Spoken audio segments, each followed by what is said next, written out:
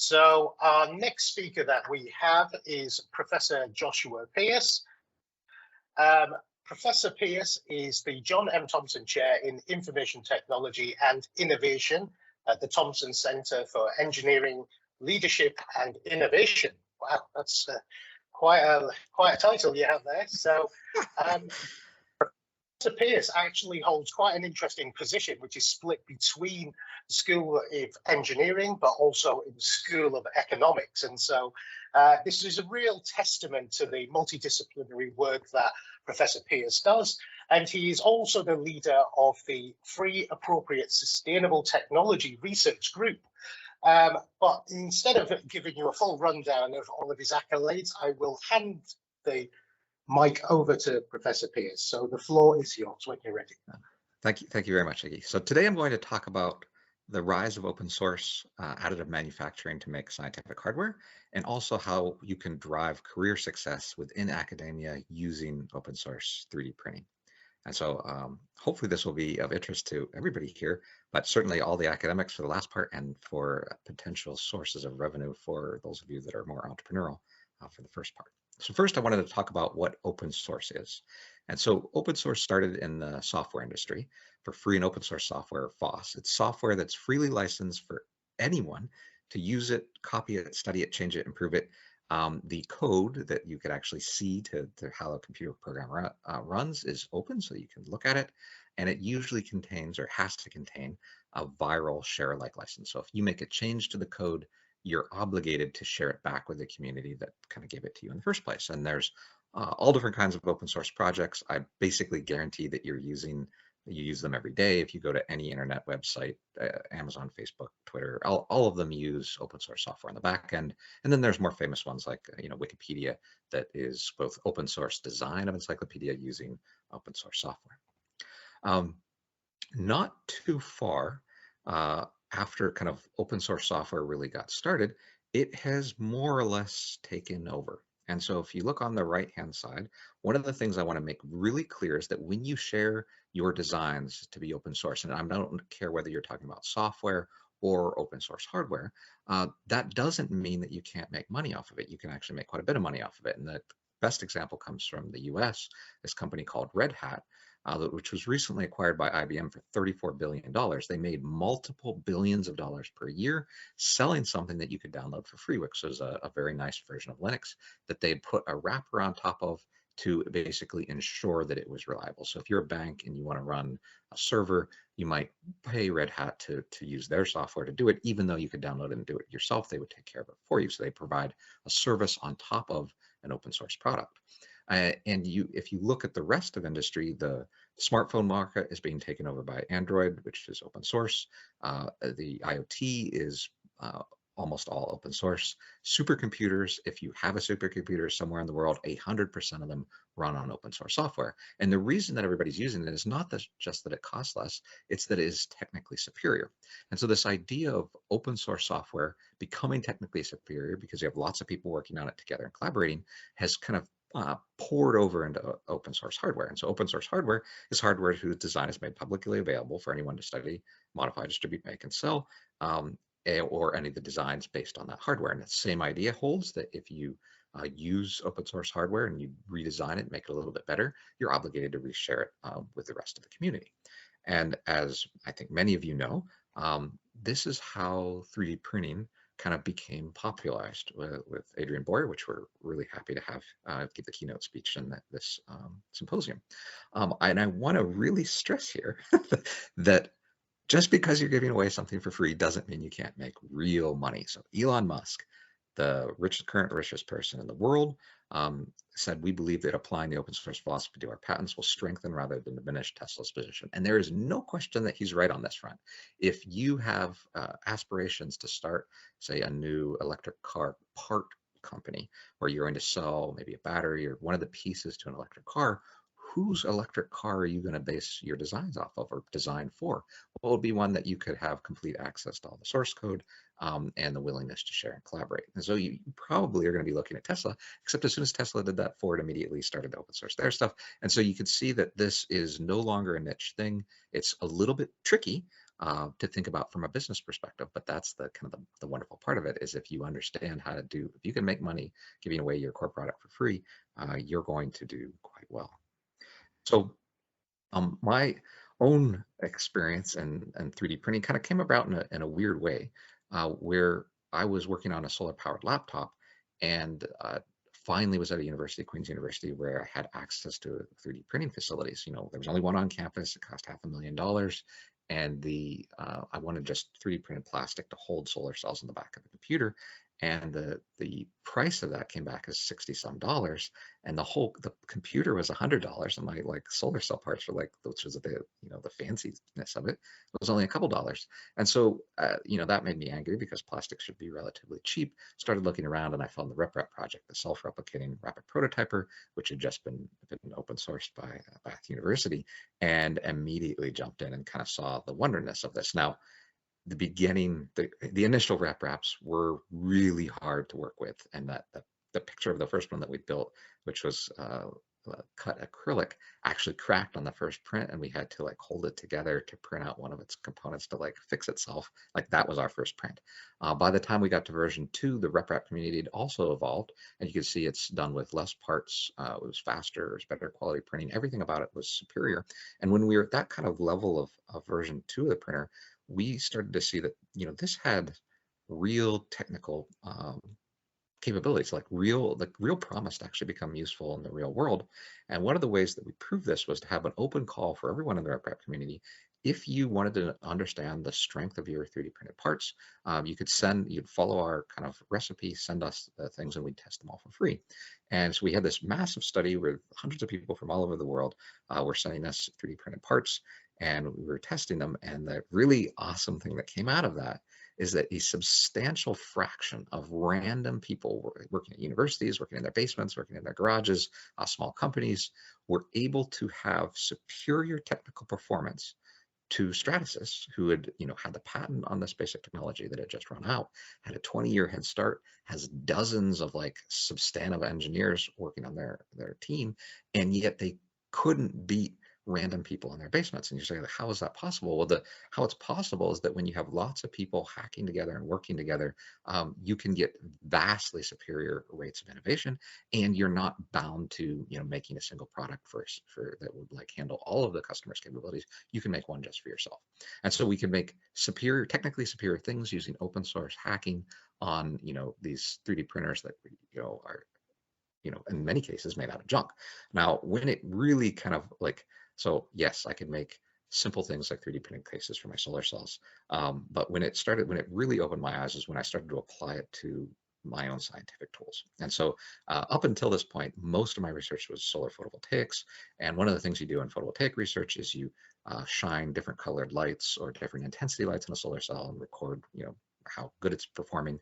And to do that, you use a simple device that basically changes the filter. It's a filter wheel changer that changes the one that is put in the path of your light, and mine broke. And this was right at the beginning of the summer, when we were about to have our most kind of intense research time.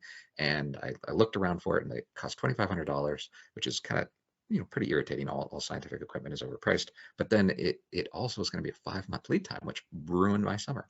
And so what I did instead is I took a discarded computer, which you're seeing in the bottom picture, that was no longer good enough for IT to use. So I stripped off Windows, put on Linux, and put on OpenSCAD, which is a script-based CAD package, which again is completely open source. I built an open source RepRap from parts that I'd gotten from Adrian Boyer, and then I hired a high school student to build a filter wheel changer, because this isn't a really complex device. It's literally just a stepper motor that turns some filters. And so he made a parametric script for this filter wheel changer. It is the best filter wheel changer in the world. We beat all the competition by far, because you can make exactly what you want. And overall, the total cost was under $100 instead of $2,500. And I wrote an article that showed up in Science that talked about the promise of being able to make custom scientific tools for almost no money compared to what we're used to buying scientific tools in the world. But by then, the 3D printing kind of evolution had continued. We moved over to Delta style printers that were originally developed in Germany.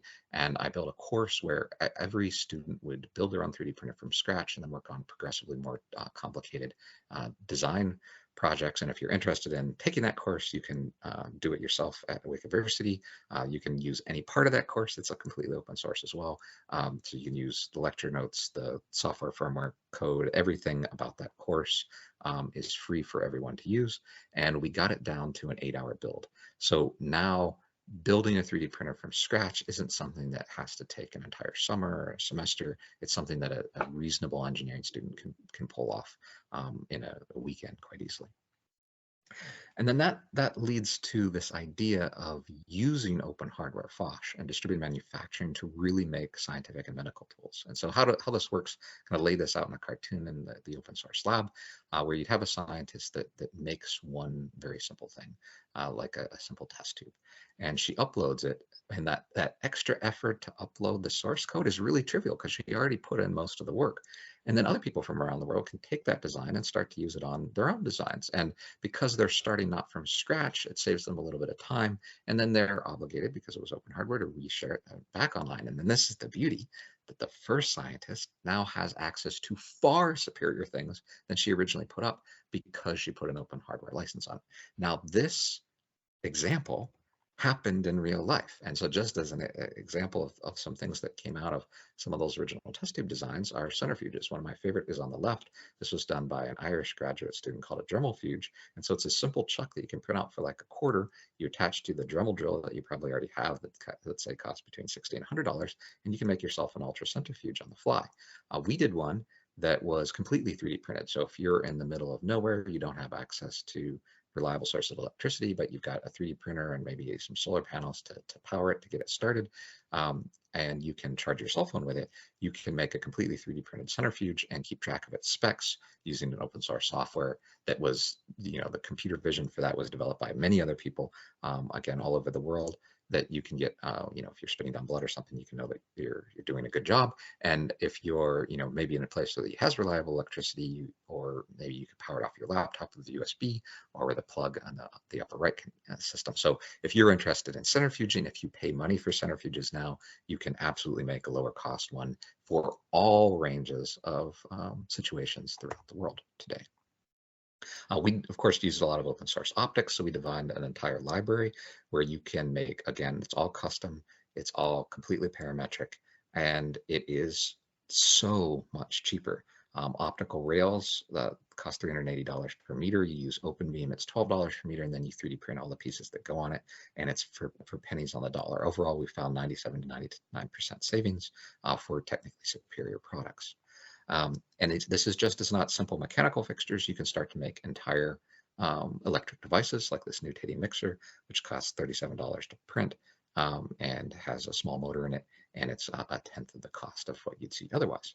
You can also turn your 3D printer into an automation tool for science, whether you're just mixing chemicals, like making a little shake stage. So if you are using a Delta printer instead of only moving the head, you could instead turn it into a stage printer. And if it's a stage printer, then you can start to do things like mixing the chemicals, or in this case, we used it as a 96 well plate fluid handler by putting a syringe pump on the top. If you're already using it for things like that, why not turn it into a 3D microscope? And so in this case, you can either put a USB microscope and use that as your print head, or you can turn it into a stage printer and then use whatever microscope that you have. And then using open source software, you can do both 3D stitching, where you put together a bunch of images and make a large picture, or stacking, which is what I'm showing here, where you can change the layer at which you're getting really high, like when you're focusing on it, and so that you can get this really large depth of field, amazing style images. You could also start to print things that you simply can't afford. And so we were interested in 3D printing solar cells. And so one of the ways you can do this is with a slot die. Well, a slot die is this really intricately detailed machine part. It normally costs $4,000. It takes weeks when you send it to the machine shop. Well, now you can 3D print them for about a quarter. And everybody can do this. And you've got a parametric open source script that you can change for depending on the type of material that you need to use.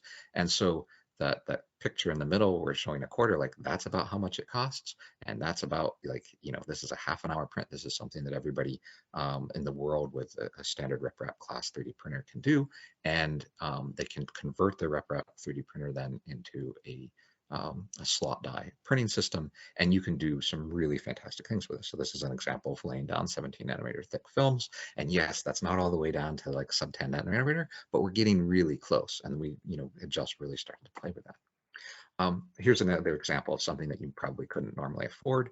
So this is a attitude simulator for CubeSats that you can make completely out of air bearings, and that's a 3D printed sphere that has those dots all over it are done with markers, and those are for the computer vision to be able to control it. And so you can start to make really high-end devices that would normally be completely inaccessible by using a 3D printer. What I always challenge my students to do is to make a scientific tool that costs more than the printer itself. So by using, in our case, a $500 3D printer, could you make a device that costs about the same? And so this is an example for both shaking and spinning a sample rotating mixer. So you put your test tubes in with lids on them, of course, and then it can rotate or shake.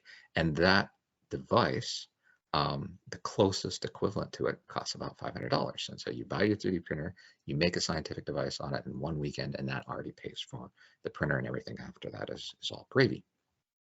To get a feel about how powerful the economics can work for these things, consider the open source syringe pump shown here.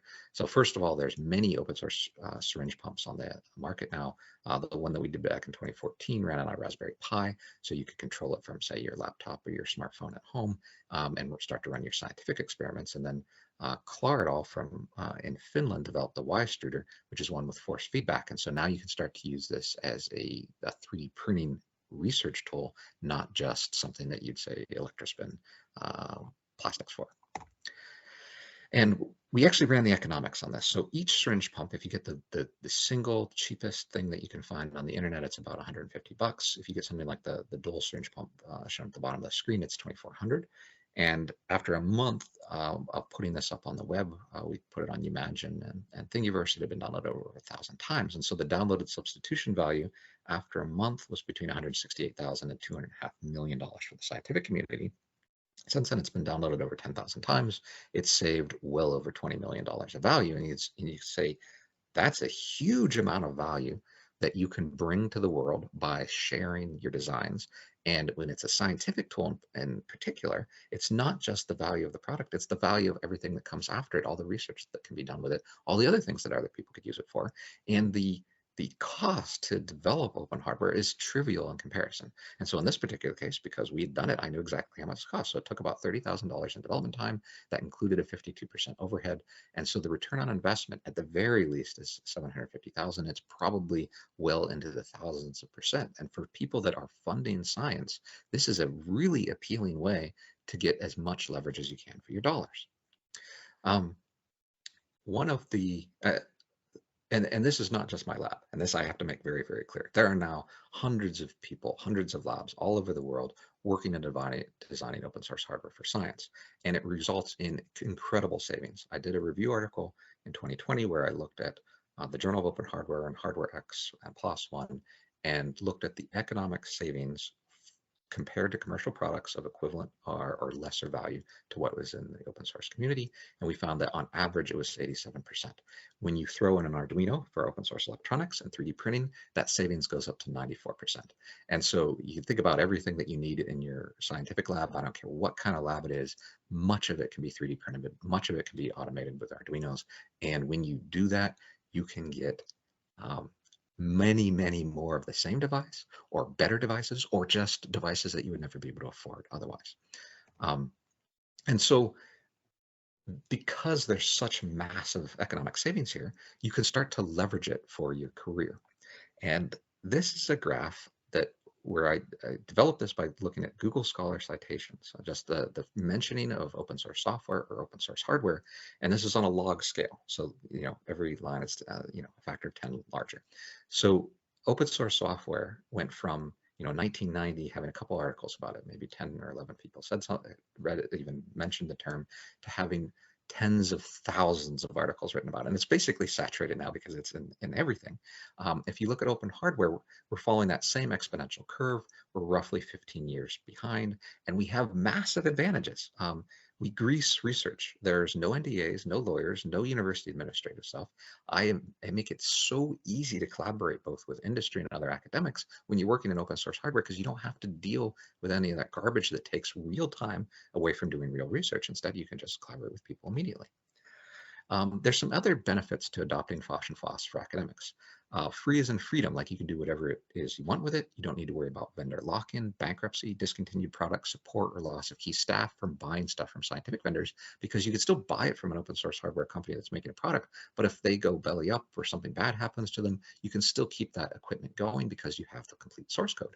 You control the tech, you own it, and I mean own it, not just you bought something and it's in your lab and it's yours. You bought something that's in your lab and it's yours, and you have complete control over it. So you can change it, you can modify it, you can go back and rewrite the source code. And I can't tell you how many times I've been burned by scientific vendors where you buy something and then you want some simple upgrade and it costs $5,000 for like 2 lines of code. Well, when you actually have the code, you can put in the lines of code yourself, or have a student do it, or buy an open source software or hardware developer to put it in for you.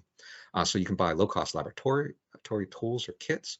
You can design it yourself. You can take your whatever research funding that you do have and stretch it much, much further. This lowers costs. You can reallocate those funds then to students to be able to do more research, and it allows you to start to trade your labor pot and your supply and equipment pots of money. And for those of you that play the academic game, especially in North America, that is a big problem. Like oftentimes you can only get money for one type of thing and not the other, and this allows you to move it back and forth. I just moved to Western University last year, which is a top 1% global university in Canada. And I was able to really apply this for the first time completely from scratch, because before I'd always built up a lab and kind of like brought in open source hardware over time. But in this case, I could bring everything up front. And so I've just made a rule that we're only buying open source hardware, period, end stop. And going through journals like Hardware X, there are thousands of good ideas that we immediately adopted into our lab. And I use my startup funds to build things from scratch rather than purchase them. So I have way more toys to play with than one would think was possible with the funding that I received. And so we run everything through Appropedia, which is the largest wiki for sustainability and appropriate tech and kind of poverty reduction. And the website is there, but what we post is previews of what we're planning to work on, lit reviews, methods, our results pages, our designs, and then we link to the open source framework for all of our software and hardware code. And so the first one is probably the most radical idea, where we tell everybody else what we're going to do before we do it. And many academics have been brought up, depending on the research group you were in, are secretive. They want to keep everything to themselves. They don't collaborate with anybody because they're afraid of getting their stuff stolen. Well, another way to keep from your stuff being stolen is just to say it ahead of time and to welcome and bring other people into it. So we published, the last time I was a professor in Canada back in 2010, published 3D printing of open source appropriate tech for self-directed sustainable development. The idea was you would combine solar cells and recycling machines to make 3D printing filament, and use open source 3D printers and open source computers to be able to really let people pull themselves out of poverty with some basic core tools. And so we had no fear. We could collaborate with everybody, and we actually did all this stuff. And so we have solar powered 3D printers, we have solar powered recycle bots. We use them to make core components of photovoltaic systems, like the racking, which is currently the most expensive component of PV systems because the solar cell prices have come down so far. And we've been able to make completely circular loop technology. So the example shown on the bottom left is with a camera component where you can print 333 of them of exact same quality that you could purchase on Amazon by using recycled waste. We developed the RepRapable recycle bot, which means it's a system that can make 3D printing filament that you can print most of the components for. It costs less than $700. You can make about 0.4 kilograms per hour, and the commercial filament ranges between, let's say, $20 and $80. If you make it out of pellets, you can get it down to 1 to 5. If you use recycled plastic, it's down to 2.5 cents per kilogram. And so when you're making things with almost nothing in terms of input costs, all of a sudden the economics look truly fantastic. And of course, we're not alone in this. We've heard from Michael. already on how they're using recycled filaments and to run actual businesses. And we heard from Fabio how they're designing entire systems in France, and there are dozens and dozens and dozens of other people that are doing this, like our dear friend Iggy, that did the solar-powered 3D printing plus recyclable and to make molds in the Solomon Islands. And I want to point out the kind of brilliance here is that not every plastic is extremely easy to 3D print. And when you're working with recycled materials, sometimes that's really hard. But what you can do is print a plastic that is printable and then use it on plastics that are not so printable in a molding situation. And so that's kind of what he did in the Solomon Islands. And that makes it much possible to do higher input and higher output types of recycling. To help everybody in that kind of quest, one of the things my group did, I think it was 2 years ago now, is an open source computer vision diameter sensor.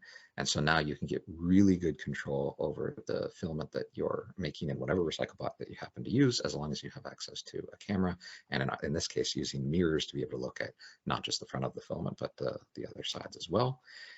And it works. And so we can get really high quality filament, even from recycled 3D printing waste, much better than you can from equivalent to commercial systems, and much better than you can for the standard 1D sensors. And you can also start to create these wrapped pseudo surfaces of your entire filament, which allows you to both automate the recycling, but as well as the additive manufacturing of crummy filament. Because anybody that's worked in recycled materials, especially if you're doing it all yourself, you know that the filament that you make is terrible. And so one of the ways that you can fix that is to change the rate of extrusion on your 3D printer as it's coming in, and you can use the same technique to watch the input as well as watch the input of a 3D printer as well as the output of a recycle bot. And so in true fashion, I'm going to tell you exactly what we're working on now and what we're doing next. And if you want to be a part of that, I'm happy to collaborate with you. And if you can beat me to it and steal it, that's amazing and great. And we'll use yours and work on the next thing. And so we're using computer vision and artificial intelligence to automate the error correction and 3D printing processes by breaking down and creating a pseudo side view, a pseudo top view, and looking for local texture analysis so that we can detect errors in printing when it happens in real time. And so again, we're using Delta printers and a loop light so that we get perfect lighting and moving the light up with the 3D printer as it goes and watching the 3D print in real time. So this is way beyond, say, something that you've seen of like with Spaghetti Detective, which is a great open source package that allows you to detect when something really bad goes wrong. Well, now we can do things like detect when, say, your infill isn't at 100%. And it gives you the option then to go back over and correct it. And so what we're working on now is that next step is to going back over and correcting it so we can have smart 3D printers that everybody can use and get perfect prints every time. So the advantages of using open source in your actual research is that you get outside help. And so you get comments, feedback, direct editing to our wiki, added lit reviews, code, crowd science, where more people are helping us turn around so we get more collaboration, we get higher productivity. And what this does is we're on track to publish over 40 papers this year. And that's not physically possible with a single research group. It's only possible with massive collaboration with lots of other people throughout the world helping us, and they're helping us because we're sharing in the beginning. So you provide open access to data, methods, software, and hardware. That brings you in more users. It's easy onboarding for my own students. There's more industry collaboration because they can see exactly what we're doing. They want to hire my students as interns, and it makes it very easy to recruit students so we can kind of guarantee those in the top 10%. It gives us massive exposure, more reads, more citations, higher chance then because for grant success, much better PR and media. We get hundreds of mentions a year in the media, and these are unpaid PR for the university, which of course is very good for tenure and promotions. And then because everything that we do, you like, especially when you're working on something like Wikipedia or Appipedia, is it has your name on it. So if you're making an edit, it has your name on it, which means you have to put your best effort forward. So that everybody, including your collaborators, is always bringing their A game. One example of this is that we became one of the top ranks research groups if you look up snow and photovoltaics, because we said what we were going to do. We got dozens of collaborators, mostly from industry, and we put up a $500,000 research station, one of the top ones in Canada at the time, for looking at this topic because of sharing ahead of time, not holding it secret to ourselves. And so now things are completely changing, where the open source challenge to the old business knowledge, like the barbarians at the gate are open source hardware people. And I worked with Andrew Lipplume, who's now at Ryerson University, to look at how this is changing the world. I mean, all of you that work in 3D printing know that we can beat commercial products on a per item basis. And there's enormous opportunities for businesses to really start harnessing the power of additive manufacturing to make a go out of it. And they can use these open source business models where you're sharing your ideas in order to get more engineering help so that your business can move even faster. And so, apologies, Joshua, that's yep. the 1 minute warning. All right, I'll speed up even faster. So I want to talk about one or two open source business models. Many of you are probably familiar with the Arduino, which is an open source microcontroller package that shares everything that allows very easily automation that was originally developed in Italy. It's, of course, still sold from Italy, and there's copies of it all over the world, but they're still making money. And one of the ways that we used it was to do open source calorimetry and nephelometry, where you could look at turbidity of water. So we made these mobile 3D printed open source electronic water testers, and a company that did nitrate testing contacted us to help them design a new version of one of their products, which was a way to use their enzymes and the color change that results from them to detect nitrate. And so we made an open source device that was much less expensive than what was on the market, that they both sell, like in the upper right, but they also have the open source plan so that anybody can download them. And the reason they were willing, this is a commercial company that makes enzymes, the reason they're willing to support open source hardware development is that it opened up new markets for them so they could sell more products to, say, the ag industry or the educational industry. Overall, academics that use FOSH and FOSS will publish more. That drives up the number of HQP they have, the number of papers, their H indexes. Overall, it is good for you academically. And one of the ways that you can start this process is start to publish open source hardware yourself. And so on that front, there's a special issue on open source decarbonization for a sustainable world to kind of tie the last couple speakers together with what we're doing now. It's in Hardware X. Normally there's a $500 APC, but that is completely waived. And so if you're working on any kind of heating electrification, transport electrification, renewable energy technology, right now we have a site score of 4.2. We'll have our impact factor by the summer of 2023. And if you're interested in this, the submission deadline is April 28th in 2023. It's all free. So it's a completely open access journal and no fees for this special issue. So I'll end here. I'd be happy to take any questions if there's times. Happy, of course, to collaborate. If any of you are young people that are looking for a job in 3D printing and open source hardware, I have fully funded postdocs, PhDs, and master's student lines available now. If you're interested, go to appropedia.org/fast or email me directly. And I will stop here, hopefully not having run over too much. Excellent. Thank you so much for an incredibly informative talk there, Joshua. I was just actually reflecting. This is the first time in the many years that I've known you that I've actually heard you talk. So it's been a real pleasure being able to sit back and just listen to all the wonderful things you've been doing. Just for Joshua's sake, I'm happy to take a question if anybody has one out there. Or I may take that privilege if I may. So one of the big things that it seems to be unresolved when it comes to open source hardware, for me at least, is this conflict or the concern about IP copyright infringement, which can, of course, hamper things in terms of proliferation of these great ideas, but equally can make people quite apprehensive about engaging in this subject area. Do you have any thoughts about that, about how the community should best respond to that as a challenge and to kind of give them some words of advice to alleviate their concerns about how to approach developing their own hardware? Now that's a great question. I think still an open challenge for my community or for our community. And I think I have it a little bit easier because in my field, we're so closely tied to software and electronics that, everybody in software already gets it. A lot of people in electronics understand it. And so like taking them one step further into, open source 3D printing, like that's not a big step for them.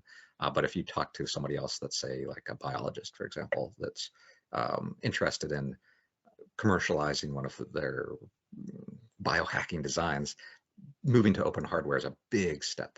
And so the way I usually approach it is to talk about open source business models and how, if you're working on something for the greater good of the world, you want it to spread as much as possible. Yes, you might like to make money, but most people that go into science aren't doing it for the money. If they were, they would not be doing this if they were going for the money. And so instead, what they're trying to do is to change the world for better. And so you can use open source business models so you can still make money in order to have a sustainable enterprise so that you can scale. But there's also this lateral scaling, which Fabio talked about, this kind of do it together idea, where you can still have a successful business, say in the UK, but that you shouldn't want to stop me from having a successful business based off your ideas here in Canada. And so if you're willing to give up the complete control of your technology, what you get back in benefits is much, much higher. I can't tell you how many times some random person from the internet has said, you can do this slightly better. And it's like, try this instead. I'm like, thanks, I will. So I've been helped. Our group has been helped by thousands of people all over the world that I'll never meet and never be able to properly thank. But what I can do is continue to share my ideas so that I can go faster. And I know, at least in academia, I can get grants and move so much quicker than my colleagues that are held up with, trying to license their patents. I don't know a single academic, if anybody knows here, I don't know a single academic that funds their research on IP. The revenues just aren't there. I recently did a kind of an economic analysis of licensing for my former university, so Michigan Tech.